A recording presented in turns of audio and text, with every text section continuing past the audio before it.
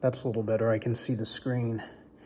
Anyway, I worked on the Angry Aatrox, which is my main nature channel going forward.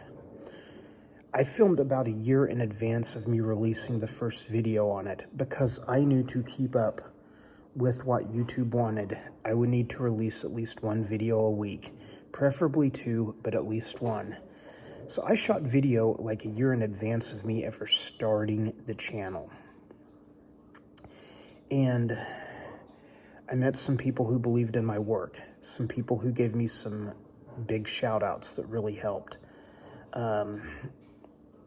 Amazing people, great mentors, people who had been around as long as I had. In some cases, some people had not been around as long as I had, but they had much more success than anybody. So shout outs and collabs are important, especially if you're going to drive towards monetization.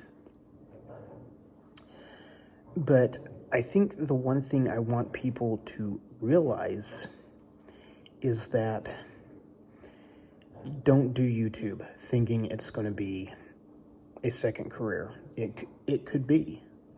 It could take the place of a part-time job. Some people are good enough, lucky enough, and produce the right kind of content to make it a full-time job.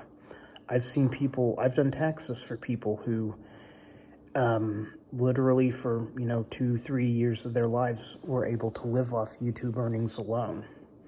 That can happen. It does happen for people. It's not really happened to me. But anyway, I built up this channel, and it took me almost 4 years to get 1,000 subs. Now, the nature and reptile niche, which is where I was at, it's not a popular one. If you look across the channels and you look across YouTube, there's some popular creators, but it's not big. It's not like some things you would expect. And so, that being said, you kind of, expect slower growth, things like that. I made another channel which kind of continued the work from my 2010 channel, and I uploaded a lot of the old video from over there to over here. And one of the videos set at 300 views for 2 years. I was not promoting this channel. I was not sharing it out. I was not telling people to sub it. I probably had about 300 subs. Then this one video in particular was not a good video, but I changed the thumbnail to a different scene in the video. And I checked the numbers the next day just because I was looking to see, did it give me a bounce or anything? Because sometimes thumbnails are a big part of it. And this video had went to over 1 million views in under 48 hours. Over 1 million views in under 48 hours. This channel went from 300 subs to over 6,000 subs in 48 hours. That happened. That happened to me. The channel's called Roundup Rodeo. It's one word. I might drop a link to it in the description, although you're probably not going to want to watch it. Not pleasant stuff. More of the work I did against animal cruelty that, it's just not the kind of thing you're going to promote. So anyway, this one channel, like I said, it got up to about 8,000 subs from one video. And I went through the monetization process. It was pure headache and nightmare. Now, was it worth it? Yeah. I'll say the ends justified the means. And you're not supposed to say what you made from a video on YouTube. You're not supposed to. That's part of the terms and conditions of AdSense. Is you're not to reveal what you're making. Okay. But let's just say I made that same amount for about four or 5 months. Then the video, which I kind of was surprised it didn't happen earlier, got demonetized. So I'm not saying it to discourage you. I'm saying go into it with your eyes wide open and realize that YouTube is a platform that changes the rules and can change the rules at any time. You need to be wary of this if you're thinking monetization. See, today I'm thinking, where is YouTube going to go in the future? Because I thought they were trending towards longer videos. 3-4 years ago, I would have thought they were trending towards longer videos. Well, along comes TikTok. It's hugely successful. Instagram Reels figures out what TikTok's doing, and then they kind of do the same thing. They become hugely successful. Now Snapchat are doing all these short vertical videos, and then YouTube Shorts starts doing the same thing. And now they're monetizing YouTube Shorts, when I want to say they said in the beginning that they weren't going to do that. Once again, you got to be constantly prepared for a changing environment. Now, once again, I'm not trying to discourage anybody from doing YouTube and aiming for monetization, but I would say only do it for monetization if you really enjoy doing it. When it starts becoming like a job, step back, take a break, make other videos. That's why I have 3 or 4 different niche videos. Like I've got a drone channel, I've got a dog channel, I've got a nature channel, I have my animal cruelty channel, which is the only dadgum one that monetized. The only one that monetized is like totally everything on there is against their terms and conditions. Just no one's reported it yet. I lost that one video and I lost everything. I haven't had a payout since. Now the channel is still monetized, but I never hit that $150 threshold. That's okay. It's no sweat. I'm not doing this for money. I know some people that are doing it for money and that have to do it for money. My heart really goes out to them because I know some of the stuff that this platform pulls.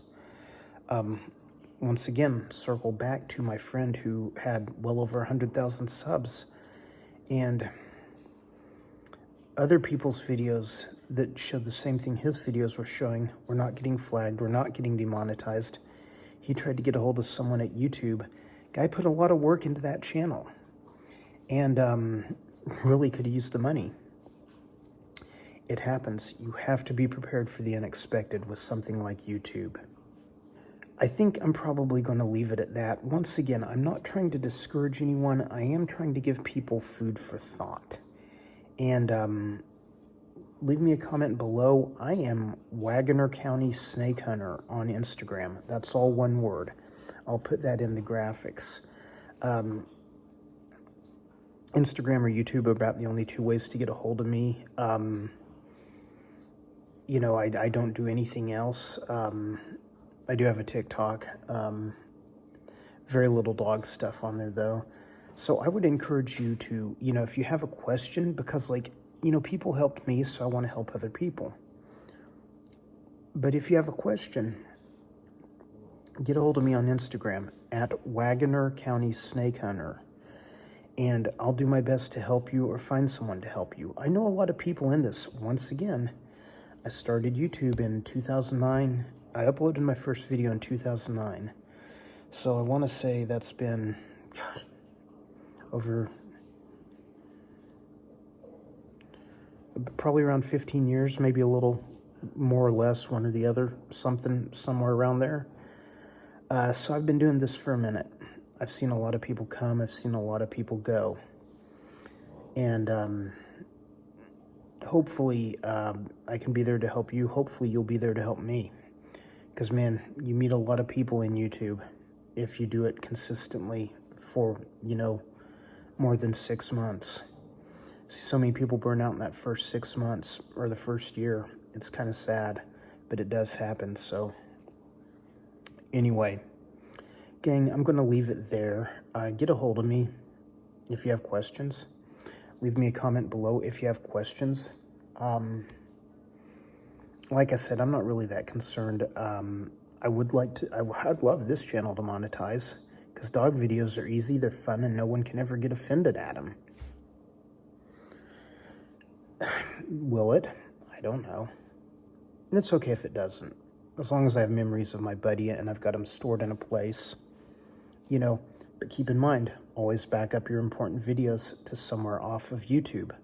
Because when your channel is gone, when they delete your channel, it's gone. There is no recourse. There's no way to recover it. You're not going to get to talk to anybody unless you have over 500,000 subs, generally. I have seen smaller creators, people with 1,000 subs or 10,000 subs, find someone to talk to who can help them. But I've seen a lot of channels get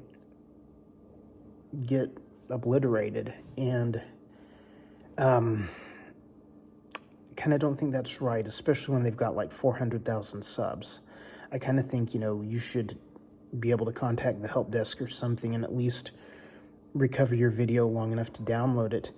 But especially if you're using this channel to make memories of your dog, like I am, by all means, back up your important videos even before you upload them to YouTube. Put them on a hard drive. Go down to Best Buy and drop $80 on a hard drive. It'll be money well spent. Get an iCloud account, something like that, or Dropbox, or some kind of online storage, stuff like that. You will not be sorry that you did that. So anyway, I've kind of rambled on and on and on. So I'm going to kill this for here and now.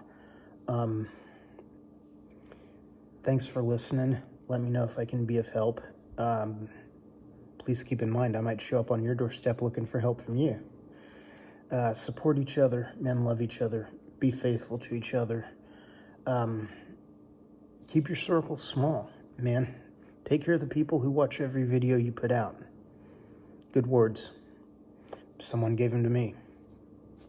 I'll see y'all later, and hopefully Odie will be back on soon. He's recovering from eye surgery. You guys have a good night.